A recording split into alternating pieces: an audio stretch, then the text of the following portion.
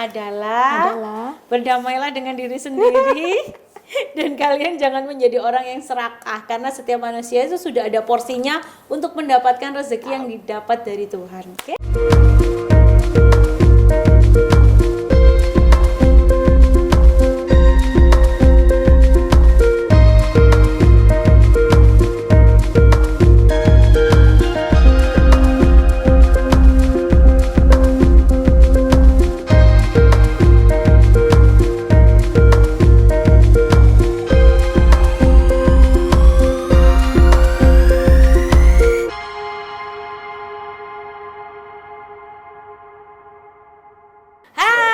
Sobat Berita Jatim, balik lagi nih di Ngopi Bareng Penulis. Nah, kali ini kita masih akan menceritakan sebuah buku punya Padma Media yang ke-6. Masih bersama dengan judul Jalan Menuju Rumah. Kalau bicara rumah, tidak akan ada habisnya karena dalam setiap satu rumah itu banyak banget yang bisa diceritakan, bahkan bisa diluapkan dalam satu tulisan. Dan kali ini saya berkesempatan akan berbicara dengan salah satu penulis yang menurut saya amazed banget karena di setiap tulisannya tuh macem-macem. Nah, kali ini dia akan menuliskan sebuah membenci pun sungguh mudah kali ini, Mbok. Lah yo medeni ya. Benci loh, benci, ngerti ya? Tulisannya sing sadurunge ku wis medeni ya. Iki nulis maneh. Siapa lagi kalau bukan Nyonya Windy Effendi. Ya, pasti kalau followers atau subscriber Berita Jatim itu sudah hafal Mbak Windy gitu seperti ya? Apa. Iya kan? Nah, tulisannya sing kali ini juga gitu. Membenci loh, bayang no kira-kira loh. Mbak, definisimu apa Mbak menulis tulisan membenci pun sungguh mudah kali ini tuh loh. Loh, ini tuh judulnya kan enak didengar ya? Membenci pun. Enggak sih Mbak, kalau membenci itu definisi yang orang itu akan berpikiran kayak wih dibenci, kan aku duwe salah opo kan gitu. Gitu ya? Iyalah Mbak. Why? Justru aku yang ini tuh dapat judulnya dulu Mbak. Jadi sejak di batch yang berapa ya? 4 atau berapa itu aku sudah nemu judul ini. Terus aku tuh kok asik sih kayaknya nulis dasarnya dari sini. Tapi terus, emang sih ya Mbak, membenci itu lebih gampang daripada kita mencintai ya kan? Ya gitu ya. Iyalah. Apalagi kalau kita lihat minusnya orang itu tapi jangan terlalu membenci loh, nanti jatuh cinta. Udah tahu jawabannya. Iya Beda Mbak. tipis. Iya Mbak. Iya. Mbak, kalau di tulisan sebelumnya kan kita sempat bahas ya. Tulisannya Mbak Windy yang kemarin kan agak-agak psikopat ya. Si Bebek. Iya, yang si Bebek ya kan. Habis nulis yang agak-agak gimana gitu kan, psikopat si Bebek. Sekarang bahas soal membenci. Ya Allah Mbak. Apalagi ini dalam sebuah tulisan dalam buku bertajuk Rumah. Nah, rumah itu ada yang soal harta gono gini, ada yang menceritakan tentang pengalaman hidupnya, bagaimana dia harus berstatus sosial di dalam rumah, berdamai dengan keluarga. Nah, Mbak Windy kali ini menuliskan sebuah cerita ya kan, yang cukup amazed lagi. Dia menceritakan sebuah cerita tentang yang sekarang itu banyak banget relate di kehidupan kita, yaitu duniawi. Bener gak Mbak? Harta tata warisan. Salah Mbak, bukan ya. Mungkin aku bisa sedikit nih Mbak, sedikit diceritakan ya kan Mbak. Kan aku sedikit membaca juga, ini adalah ada sosok seorang ibu dalam cerita ini. So, ibu ini adalah aktor utama atau dia adalah aktor kedua setelah pelaku ini yang engkau ceritakan.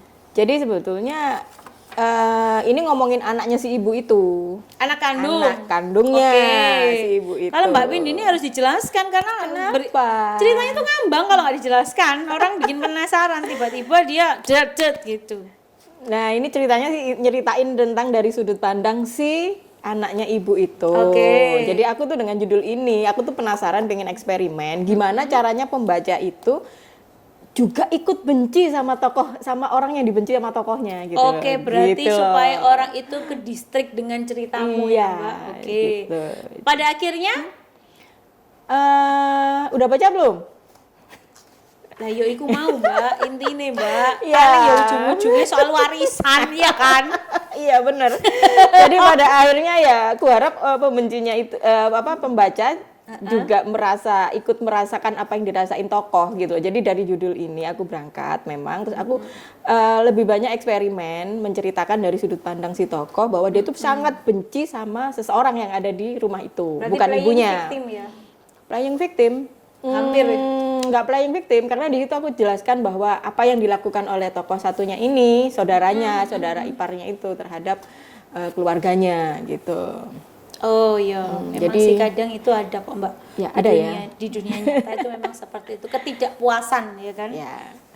Jadi semacam membela bahwa oh ini hakku, ini bukan punyamu, tapi ada yang bilang oh ini punyaku, aku juga ikut punya, kayak gitu loh. Nah, dan itu aku mainkan di kata-katanya gitu. Oke. Jadi kira-kira akhirnya ya. Dan akhirnya ini adalah sebuah cerita fiksi atau cerita kehidupan relate dari circle-nya Mbak Windy yang akhirnya ditumpahin dalam sebuah tulisan ya, atau memang fiksi lah. Gak yakin, paling dari 100% ini paling cerita kalau namanya 40% tokoh itu inspirasi itu kan pasti ada nih, misalnya aku baca buku atau aku habis nonton film gitu kan, oh ini bisa nih dibikin gitu. Nah kebetulan judul ini pengen tak pakai gitu kan, akhirnya aku coba gabungkan antara ide judul itu tadi dengan ide tentang perseteruan di dalam rumah itu. Kan ini ngomongin rumah nih gitu kan gitu. Jadi semacam si tokoh itu membela, ini loh rumahku, kamu jangan ikut-ikut gitu. Jangan ikut-ikut mau ngambil kayak gitu. Nah, tapi sebelumnya kan Mbak Windy itu kadang menulis itu berdasarkan dari cerita ini dan ini dikembangkan jadi satu. Dan akhirnya menjadi sebuah tulisan ya kan. Nah kalau di tulisan yang ini Membenci Pun Sungguh Mudah kali ini itu samakah? Sama, maksudnya dari cerita beneran gitu? Iya, maksudnya enggak sih, enggak dari 100% so far pasti ada 30% yang cerita beneran gitu. Ya ada kisah-kisah dari orang di sekitar gitu, tapi ya saya ambil ininya aja gitu kan, nggak mungkin pada akhirnya persis seperti yang aku tulis ini kan, nggak ya, pasti harus dibumbui ini itu biar lebih agak gimana ya bacanya, lebih kok konfliknya banget gitu ternyata pada aslinya nggak gitu kan. Enggak sih Mbak, karena konflik itu tercipta dari imajinasi pembaca. Betul sekali. Tergantung pembaca itu membawanya kemana. Tapi kalau pembacanya membawanya adalah lo ala kok kayak ceritanya keluargaku ya kan, beda mana? Ya kan dapat toh berarti. Iya berarti kan dapat file ya kan. Jadi kira-kira nanti dia pasti akan ikut membenci tokoh yang dibenci ini gitu kan. Pasti akan jadi strik kayak gitu. Pasti akan gitu. Memang kan menjadi memang bener gitu kan akhirnya. Jadi seorang penulis kan tugasnya adalah untuk bisa memancing emosional pembaca betul. supaya dia bisa masuk ke dalam cerita yang ada di dalam sini. Bener nggak sih Mbak? Nah, untuk bisa menuliskan yang seperti ini, apakah waktunya sama dengan yang nulis si Bebek, Mbak? Iki pertanyaannya loh. Biasanya soalnya nulis-nulisnya rada anarkis gini tuh. Anarkis. Iya. Iya, karena bagian belakang memang agak anarkis ya, jadi jangan disebutkan. Jadi prosesnya cepat, maksudnya nulisnya cepat gitu, tapi tentu saja diedit, disunting, habis itu dikumpulkan ke ibu editor, dipilihin, dicek dulu sama ibu editor ya. Ya, aku ngumpulnya terakhir sih Mbak, karena sebagai pelengkap pelengkap isi buku.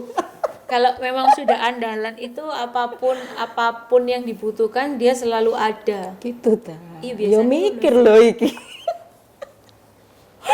Mikir iki Mbak. Aduh. Jadi aku lebih ke eksperimen sih Mbak sebetulnya. Mbak ini terakhirnya kematian nggak sih Mbak? Aku open ending.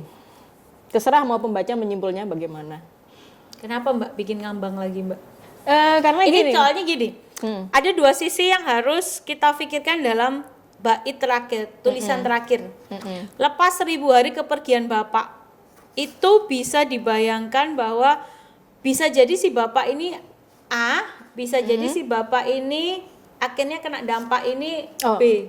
Enggak, bapaknya meninggal di tengah-tengah cerita itu. Di tengah cerita di tengah kan? itu udah nggak ada bapaknya. Iya. Gitu. Dan akhirnya kan membuat pembaca ini ngambang lagi, kayak gitu. Jadi kan di rumah itu ada ibu, bapak, dan anaknya ini dua gitu. Iya, Yang satunya ipar, kan? suami istri sama anaknya yang nggak kawin ini, yang tokoh utamanya ini. Cuman tinggal si dia dan ipar gitu loh ceritanya, dan iparnya aja. Jadi Fokusnya lebih kepada konflik antara si tokoh perempuan anaknya itu dengan iparnya gitu, bukan dengan bapak ibunya gitu sebetulnya. Oh berarti gitu. iya aku paham, berarti ini konflik antara anak. Iya, antara iya, anaknya. Iya benar. Gitu. Sebetulnya ini kalau mau ditanya konfliknya tentang apa sih, ya sebetulnya tentang dia dan dirinya dengan pikirannya gitu, bahwa sebetulnya dia nggak bisa mengendalikan diri gitu kan untuk Enggak ngomong Mbak. nggak bisa mengendalikan diri untuk tidak membenci gitu loh. Tapi sebenarnya tulisannya Mbak Winnie ini inspired banget loh untuk anak-anak zaman sekarang, Mbak. Ah, kok gitu? Ya iya kan, kebanyakan anak zaman sekarang itu tidak bisa berdamai dengan dirinya sendiri, akhirnya emosionalnya meluap-luap. Jadi akhirnya banyak anak-anak itu yang tidak bisa mengendalikan keinginannya karena hanya mementingkan nafsunya dia. Ya. Apa sih you kan kok pinter lagi ngomong ini ya? Jadi makan siang apa, Mbak? Tapi ceritanya Mbak Winnie ini adalah cerita tentang kehidupan. Jadi dalam arti banyak hal, banyak benang merah yang bisa disimpulkan dari sini. Dan suka dukanya ketika menuliskan tulisan seperti ini apa sih Mbak? Tulisan ini? Iya. Tulisan karena kan nggak gampang ya. Nggak gampang. Iya. Karena kan kalau biasanya kita ngomong fiksi kan banyak cerita tentang apa Romeo and Juliet, tentang apa. Nah ini permasalahannya adalah konflik di dalam rumah. Iya. Sebenarnya yang paling berat ketika nulis ini adalah saya sedang ada masalah keluarga waktu itu. Jadi di antara kesibukan keluarga saya mesti menyelesaikan ini dalam waktu singkat gitu supaya cepat ikut katut gitu kan di dalam penerbitan buku ini. Berarti gitu. ini Jadi nggak sampai sebulan ya? apanya? Nulisnya? Nulis. Sehari. Buset. Sehari coy. Paling yang ngedit-ngeditnya 2 hari kirim. Swanger yo. Lu tadi Kak Aulia kan teman-teman juga rata-rata begitu kan, menulisnya cepat. Iya sih, soalnya karena proses memang sudah ngeditnya. sudah terbiasa. Iya, proses Iya. membetulkan, proses baca ulang gitu yang lama gitu. Jadi komponen apa sebenarnya yang bikin susah Mbak dalam penulisan kali ini?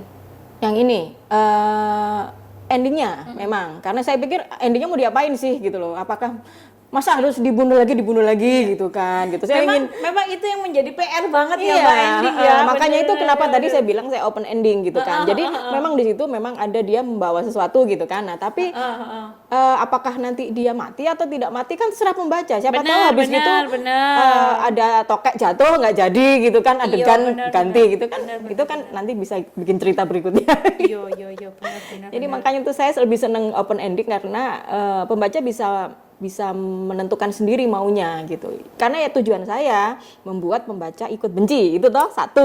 Nah, kalau udah sampai kan ya udah mau mati kayak mau apa kan ya, terserah. Iya, terserah pembaca maunya mau mau spekulasinya tentang cerita ini seperti apa ya terserah pembaca, bener. Mbak ada nggak sih Mbak keinginan sekali-sekali gitu ya, Padma gitu, nulisnya tentang traveling atau pengen banget. apa romance kan jarang banget ya. Tapi Bu Wina itu dengan banyak kejutannya dia bisa menciptakan sebuah buku-buku yang aneh-aneh. Iya. Gitu. Aneh-aneh gitu loh ya. Ada yang soal racikan bumbu lah, ternyata ada yang pembunuhan dan yang lain-lain tentang gitu. Kota-kota kan sudah kemarin yang batch 4 itu ya, gitu. Kita tentang itu kan sudah keliling dunia lah katakanlah di situ. Ya kalau pribadi ya saya punya satu draft konsep yang nggak jadi-jadi, artinya udah punya nih mau ditulis kayak apa, udah tahu bab-babnya kayak apa, tapi nggak jadi-jadi gitu. Kayak aku banget ya. Iya, itu ada gitu. Jadi itu tentang perjalanan gitu loh Mbak, jadinya selak lali. Kayak aku banget ya.